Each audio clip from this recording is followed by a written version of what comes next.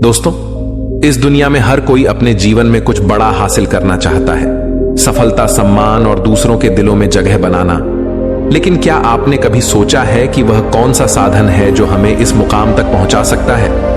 वह कोई और नहीं बल्कि हमारे शब्द हैं। जी हां, हमारे शब्दों में इतनी ताकत है कि वे किसी की दुनिया बदल सकते हैं। हमारे शब्द तीर की तरह होते हैं, एक बार छोड़े गए तो वे गहरे प्रभाव छोड़ते हैं।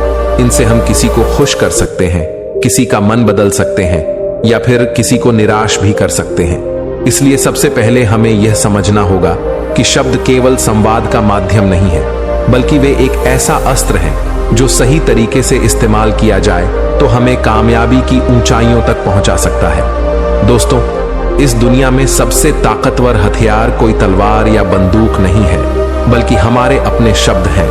शब्दों में वह शक्ति है जो इस दुनिया को हिला सकती है, लोगों के दिलों को जीत सकती है और जिंदगी को पूरी तरह बदल सकती है।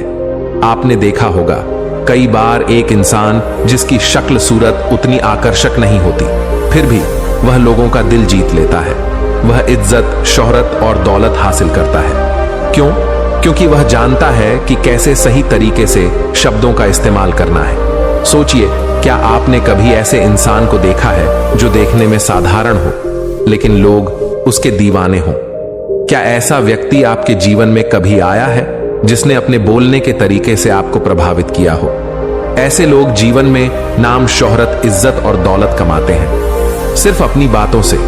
आपने देखा होगा, कई लोग पढ़ाई लिखाई में तो कमजोर होते हैं लेकिन अपनी बातों से ही कामयाबी की सीढ़ियां चढ़ते जाते हैं। ऐसा इसलिए क्योंकि वे जानते हैं कि सही समय पर सही तरीके से सही शब्दों का इस्तेमाल कैसे करना है। याद रखिए, बोलने की कला सीखने के लिए आपको किसी विशेष शिक्षा की जरूरत नहीं, बस आपको अपने अंदर के आत्मविश्वास को जगाना है, अपनी भावनाओं को शब्दों के माध्यम से सही तरीके से व्यक्त करना है। जब आप इस कला में माहिर हो जाते हैं तो फिर कोई भी मंजिल आपके लिए दूर नहीं रह जाती। शब्दों का जादू इतना शक्तिशाली होता है कि वह रोते हुए को हंसा सकता है और हंसते हुए को रुला सकता है। यह वही जादू है जिससे नेता पूरे देश पर राज करते हैं, कलाकार पूरी दुनिया का दिल जीतते हैं और व्यापारी अपने व्यापार को शिखर पर ले जाते हैं। यह वही जादू है जो हमें हमारे जीवन के हर क्षेत्र में कामयाब बना सकता है। तो चलिए जानते हैं इस कहानी के माध्यम से कि हम बातों से दुनिया कैसे जीत सकते हैं, कैसे हम किसी से अपना काम करवा सकते हैं, कैसे हम किसी को अपना दीवाना बना सकते हैं। लेकिन इससे पहले कि आप कहानी में खो जाएं, वीडियो को लाइक और चैनल को सब्सक्राइब जरूर करें। एक समय की बात है, हिमालय की घाटी में एक बहुत ही महान बौद्ध भिक्षु रहते थे। उनकी ख्याति दूर दूर तक फैली हुई थी। एक दिन एक व्यक्ति उनके पास आया और वह व्यक्ति उस बौद्ध भिक्षु से कहता है कि हे गुरुवर, सब यही कहते हैं कि चालाकी से बात करो, चालाक बनो, अन्यथा तुम हमेशा पीछे रह जाओगे। हे गुरुवर, आप ही बताएं कि चालाक कैसे बना जाता है। क्या आप हमें चालाक बनने के बारे में कुछ बता सकते हैं? बौद्ध भिक्षु ने उस व्यक्ति की सारी बातें बड़े ही ध्यान से सुनी और उसके बाद मुस्कुराते हुए वह उस व्यक्ति से कहते हैं, तुम मेरी बात बड़े ध्यान से सुनना। जो मैं तुम्हें बताने वाला हूं वह बहुत ही महत्वपूर्ण है, इसीलिए इसके एक एक शब्दों को बहुत ही ध्यान से सुनना और इसे समझने का भी प्रयास करना। इस दुनिया में यदि कोई सबसे ताकतवर हथियार है तो वह है हमारे शब्द, फिर चाहे वह शब्द लिखे गए हों या फिर बोले गए हों। यह शब्द एक ऐसा हथियार है जिसका यदि सही समय पर, सही व्यक्ति पर और सही तरीके से इस्तेमाल किया जाए तो आप अपनी पूरी जिंदगी बदल सकते हैं। और इतना ही नहीं, यदि हम चाहे तो अपने शब्दों को फूलों की तरह भी इस्तेमाल कर सकते हैं और यदि हम चाहे अपने शब्दों को तीरों की तरह भी इस्तेमाल कर सकते हैं। हम हमारे कहे गए शब्द गहरे से गहरे घाव भी भर सकते हैं और कभी कभी हमारे यही शब्द गहरे से गहरे घाव भी दे जाते हैं। हमारे शब्द में इतनी ताकत होती है, यदि आप चाहे तो अपने कहे गए शब्दों से किसी की जिंदगी बना सकते हैं और चाहे तो आप अपने इन्हीं शब्दों से किसी की जिंदगी बर्बाद भी कर सकते हैं। हमारे शब्दों में इतनी ताकत होती है कि आप चाहे तो दूसरों के जीवन में खुशियां भर सकते हैं और यदि आप चाहें तो अपने इन्हीं शब्दों का इस्तेमाल करके उनके जीवन में दुखों का सैलाब ला सकते हैं। आप चाहे तो इन्हीं शब्दों से किसी के रिश्ते बना भी सकते हैं और यदि आप चाहे तो इन्हीं शब्दों से किसी के रिश्ते तोड़ भी सकते हैं। आपके अपने कहे गए शब्द आपको कामयाबी भी दिला सकती है और वही आपके कहे गए शब्द आपको पूरी तरह से तबाह भी कर सकते हैं। शब्द न केवल एक इंसान को बल्कि पूरे परिवार को, पूरे शहर को और पूरी इस दुनिया को बर्बाद करने की और निर्माण करने की ताकत रखते हैं।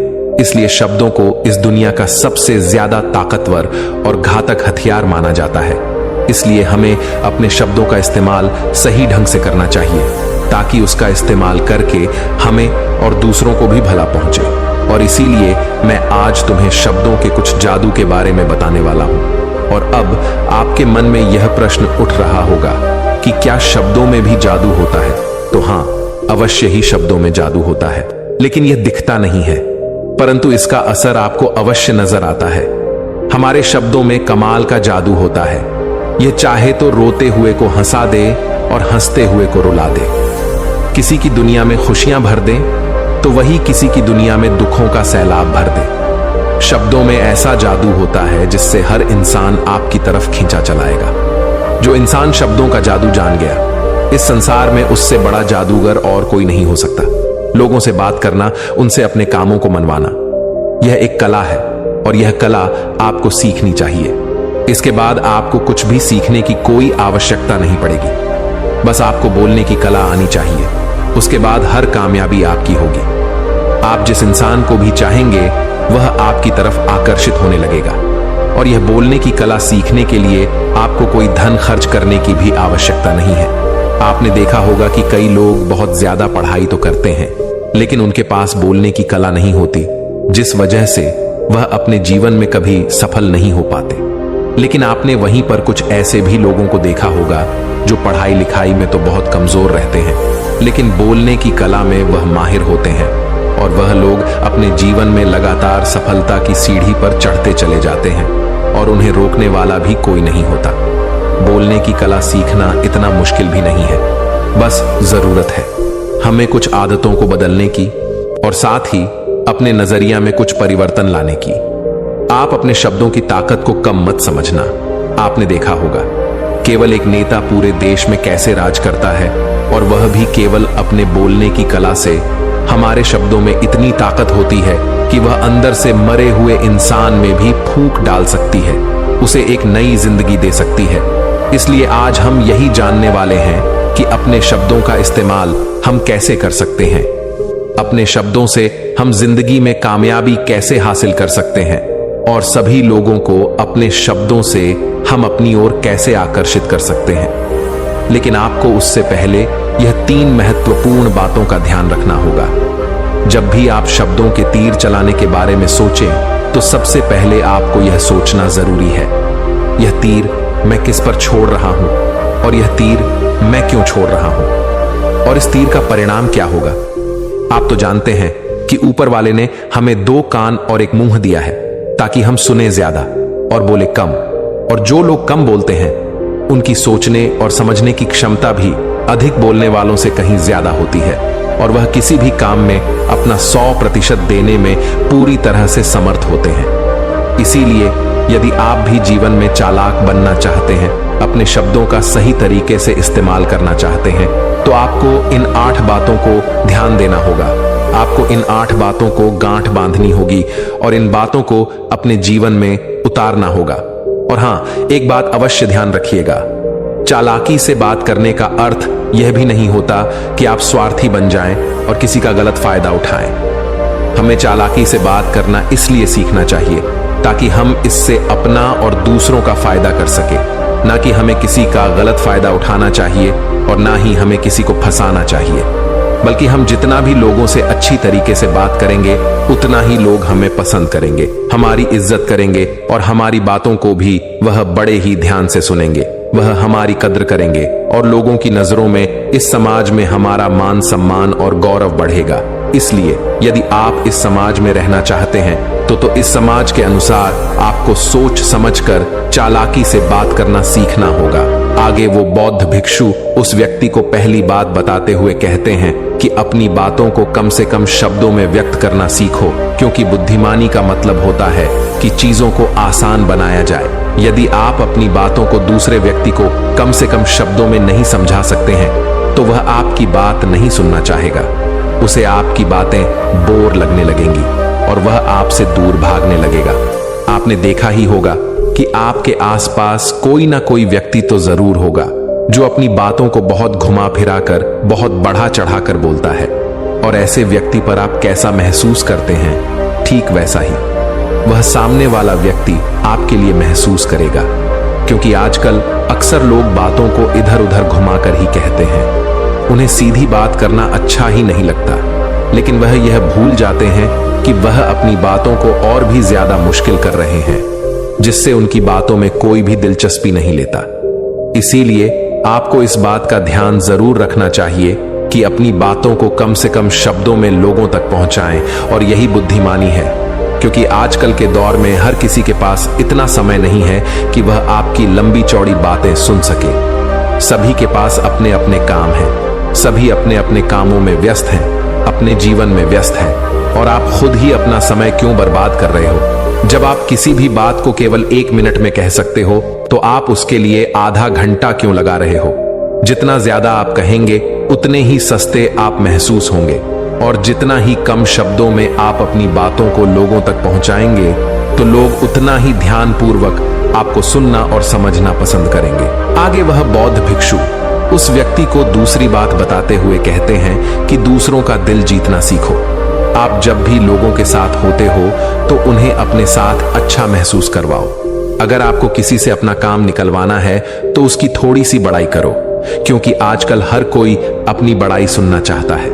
इससे आपका कुछ नहीं बिगड़ेगा, क्योंकि वह अपनी बड़ाई खुद सुनना चाहता है। लेकिन हाँ, बड़ाई करते समय इस बात का भी ध्यान रखना चाहिए कि सामने वाले को ऐसा ना लगे कि आप सचमुच में ही उसकी बड़ाई कर रहे हैं, उसका मजाक बना रहे हैं। जैसे मान लो कोई व्यक्ति काला है और आप उसे कह दो कि तुम बहुत सुंदर दिख रहे हो, तो वह आपकी बात समझ जाएगा, और हो सकता है कि वह आपसे गुस्सा भी हो जाए। बल्कि आप उससे कुछ इस तरीके से बात करें कि अरे दोस्त, आज तो तुम बहुत अच्छे लग रहे हो। पहले कही गई बात उसे बिल्कुल पसंद नहीं आएगी, लेकिन जब आप उसे कहेंगे कि आप आज बहुत अच्छे लग रहे हो तो वह तुम्हारी बात अवश्य सुनेगा, और उसे यह सुनकर बहुत अच्छा भी लगेगा। इसीलिए पहले उन्हें वह दीजिए जो उन्हें चाहिए, और फिर वह अपने आप ही आपको जो चाहिए वह देने को तैयार हो जाएंगे। फिर बौद्ध भिक्षु तीसरी बात बताते हुए कहते हैं कि जो भी बोलो विश्वास के साथ बोलो। अपनी बात रखने में कभी शर्माओ मत। अपनी बात को पूरे आत्मविश्वास के साथ रखो। आपने देखा होगा कि हम में से कई लोग अपनी बात रखने में शर्माते हैं। फिर भले ही वह उस विषय के बारे में अधिक जानकारी रखता हो, लेकिन वह लोगों से उस विषय के बारे में बात करने में शर्माता है, जिस वजह से लोग उसकी बातों पर विश्वास नहीं करते। उन्हें लगता है कि इसे इसके बारे में बिल्कुल नहीं पता, और वह लोग आपकी बातों में दिलचस्पी नहीं दिखाते, और वह लोग आपको आपकी बातों को झूठ भी समझने लगते हैं। इसलिए आप किससे क्या कह रहे हैं और क्यों कह रहे हैं, यह बात समझना भी बहुत जरूरी है। और यदि आप किसी के बारे में जानते हैं और पूरे आत्मविश्वास के साथ उस बात को रखते हैं, तो सामने वाले व्यक्ति पर आपकी बातों का प्रभाव जरूर पड़ेगा, क्योंकि आत्मविश्वास में ही वह शक्ति है जिससे लोग आपकी बातों पर विश्वास करते हैं, आपकी बातों से ही प्रभावित होते हैं।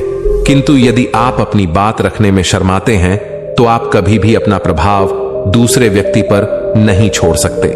इसीलिए जब भी आप किसी से बात कर तो अपनी बातों को आत्मविश्वास के साथ रखें।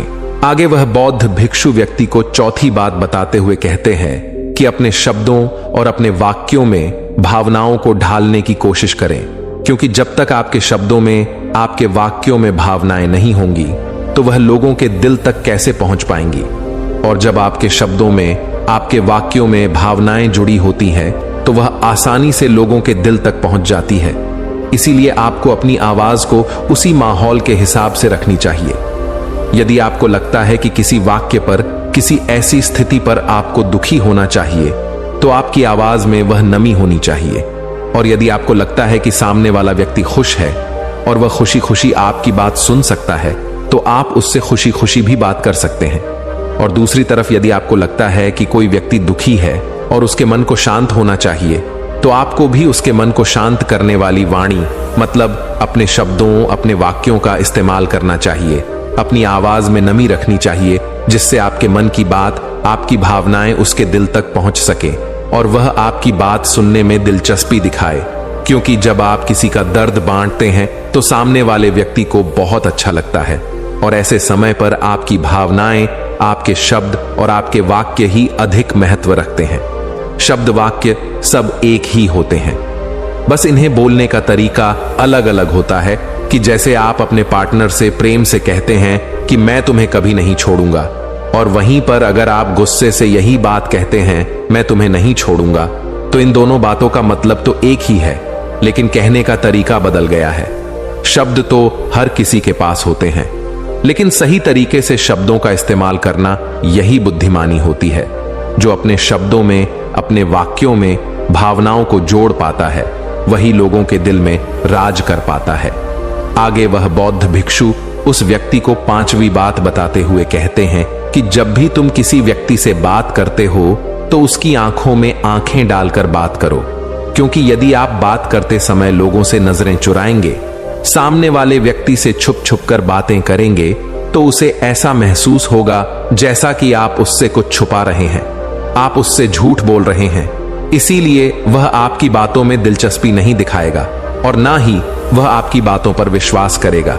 और वहीं पर दूसरी तरफ यदि आप पूरे आत्मविश्वास के साथ किसी दूसरे व्यक्ति की आंखों में आंखें डालकर यदि आप उससे झूठ भी कह देंगे, तो भी वह आपकी बातों पर विश्वास कर लेगा और वह आपकी बातों में दिलचस्पी भी दिखाएगा। इसीलिए बात करो राजा की तरह और काम करो गुलाम की तरह नहीं। आगे वह बौद्ध भिक्षु उस व्यक्ति को 6ठी बात बताते हुए कहते हैं, कम बोलो और काम का बोलो, अर्थात अपने बोलने के तरीके सुधार ले। ना तो बहुत धीरे बोलो और ना ही बहुत तेज। अपने शब्दों का उच्चारण सही और स्पष्ट तरीके से करें।